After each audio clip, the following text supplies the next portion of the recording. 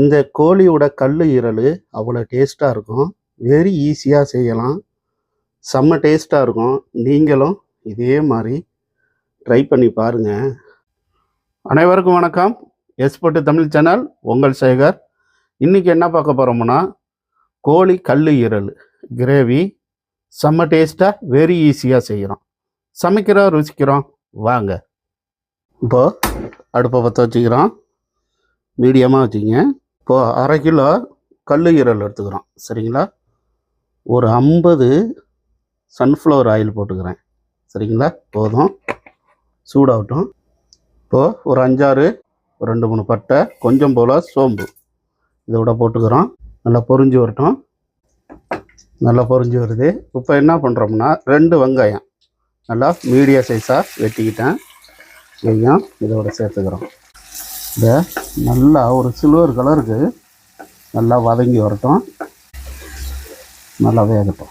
கொஞ்சம் கலர் மாதிரி இருக்குது. இப்போ என்ன பண்ணுறோம், கருவேப்பிலை போட்டுக்கிறோம். கருவேப்பிலை 2 கொத்து, 3 பச்சை மிளகா கீறி வச்சுக்கிறேன். இதையும் இதோட சேர்த்து நல்லா பரட்டி விடணும். இன்னும் கொஞ்சம் வெங்காயம் கலர் மாறட்டும். இப்போ என்ன பண்ணுறோம், இஞ்சி பூண்டு பேஸ்ட் டீஸ்பூனு இந்த மாதிரி போட்டுக்கிறோம்.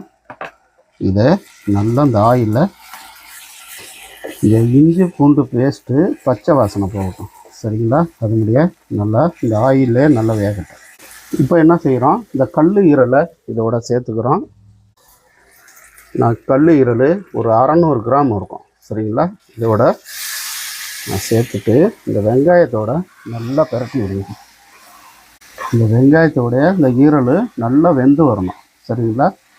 இந்த லிவரோட தேவையான சால்ட்டு, தேவையான உப்பு போட்டுங்க. இந்த ஈரலை நல்லா பரட்டி விடுங்க. தண்ணி இது ஊற்ற வேண்டாம். சரிங்களா? அப்படியே கொஞ்சம் நேரம் மூடி போட்டு வைங்க. இப்போ ஓப்பன் பண்ணி பார்ப்போம். வெந்துக்கிட்டு இருக்கு. எப்படி இந்த கறியிலேருந்து தண்ணி வந்திருக்கு பாருங்கள். நம்ம தண்ணி இது ஊற்ற வேண்டாம். இந்த கறி தண்ணியே இப்போ இவ்வளவு வந்திருக்கு. ஒரு 1/4 டீஸ்பூனு மஞ்சத்தூள், ஒரு 1/4 டீஸ்பூன் போட்டுங்க. மல்லித்தூள் ஒரு 1.5 ஸ்பூனு போட்டுக்கிறோம். சரிங்களா? மல்லித்தூள் ஒரு 1.5 ஸ்பூனு போட்டுங்க. காஷ்மீரி சில்லி பவுடரு 1 டீஸ்பூன் போட்டுங்க. கலருக்காக தான் போடுறோம். மிளகாத்தூள் 1 டீஸ்பூன். சரிங்களா? போதும். கரம் மசாலா ஒரு 1/2 டேபிள் ஸ்பூனால் போட்டுங்க. சரிங்களா? போதும். இப்போ என்ன பண்ணுறோம், இந்த மசாலாவை இந்த ஈரலோட நல்லா பெரட்டி விடுங்க. சரிங்களா?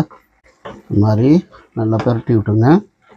நல்லா இந்த மசாலா இந்த ஈரலோட கொஞ்சம் கொதித்து வந்ததும் நம்ம தக்காளி சேர்த்துக்க போகிறோம். சரிங்களா?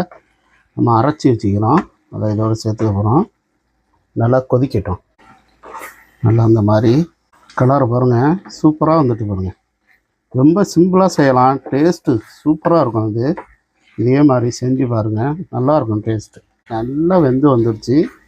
இப்போ என்ன பண்ணுறோம், 2 தக்காளி அரைச்சி வச்சுக்கிறேன்.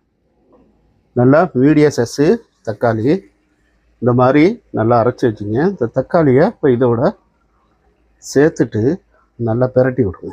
நல்லா பேஸ்ட் பண்ணது இந்த மசாலாவோட நல்லா பெரட்டி விடுங்க. இந்த தக்காளியை நல்லா வெந்து வரட்டும். சரிங்களா? தண்ணியெல்லாம் நம்ம ஊற்றவே இல்லை. சரிங்களா? தண்ணி ஊற்றிடாதீங்க, நல்லா இருக்காது. ஏன்னா நம்ம எடுத்த அளவு பேஸ்ட்டே நமக்கு கரெக்டாக இருக்கும். இந்த கிரேவி நல்லா கொதித்து வரட்டும். நல்லா அடி பிடிச்சிடாமல் நல்லா கரளி விடுங்க. நல்லா கலரி விட்டுட்டிங்கன்னா நல்லா அந்த மாதிரி பெரட்டி விடுங்க. தண்ணி ஊற்றாமல் தான் நம்ம செய்கிறோம், அவ்வளோ டேஸ்ட்டாக இருக்கும். உப்பு செக் பண்ணிங்க, உங்களுக்கு தேவையான உப்பு போட்டுங்க. நல்லா இந்த மாதிரி அடி பிடிச்சிடாமல் மட்டும் கலரி விடுங்க. இன்னும் கொஞ்சம் ட்ரை ஆகட்டும். நல்லா சூப்பராக கிரேவி நமக்கு ரெடி ஆகிடுச்சு. இப்போ என்ன பண்ணுறோம், கொஞ்சம் போல் பெப்பர் தூள் போட்டுக்கிறோம். 1/2 டீஸ்பூனு மாதிரி பெப்பர் தூள் போட்டுங்க. இந்த பெப்பரை நல்லா பெரட்டி விடுங்க. சரிங்களா? உங்களுக்கு காரம் வேணும்னா 1 டீஸ்பூன் கூட போட்டுங்க. சரிங்களா? இது போதும். நல்லா அந்த பெப்பரை பிரட்டி விட்டு இப்போ என்ன பண்ண போகிறோம், மல்லித்தழை போட்டுக்கிறோம். இப்போது மல்லித்தழை போட்டு அவ்வளோதாங்க, அடுப்பை ஆஃப் பண்ணிக்கிறோம். மல்லித்தழை போட்டு இந்த ஈரலை அப்படியே பிரட்டி விடுங்க. கிரேவி, சூப்பர் கிரேவி, சிக்கன் கல் ஈரல். சரிங்களா? கோழி கல் ஈரல் ரெடியாச்சு. இப்போ நான் ஒரு பாத்திரத்துக்கு மாற்றி உங்களுக்கு நான் காட்டுறேன்.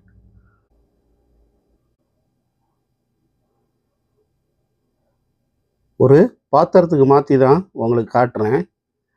இந்த கோழியோட கல் ஈரல் அவ்வளோ டேஸ்ட்டாக இருக்கும். வெரி ஈஸியாக செய்யலாம்.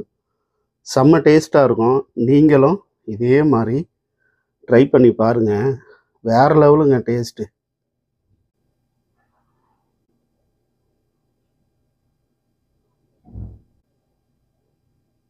இதே மாதிரி இந்த கோழி கல் ஈரலை செஞ்சு சாப்பிட்டு பாருங்கள். செம்ம டேஸ்ட்டாக இருக்கும். வெரி ஈஸியாக செய்யலாம். எஸ்போர்ட் சேனலுக்கு சப்ஸ்கிரைப் பண்ணுங்கள், லைக் பண்ணுங்கள், கமெண்ட் பண்ணுங்கள். ஓகே பாய், உங்கள் சேகர்.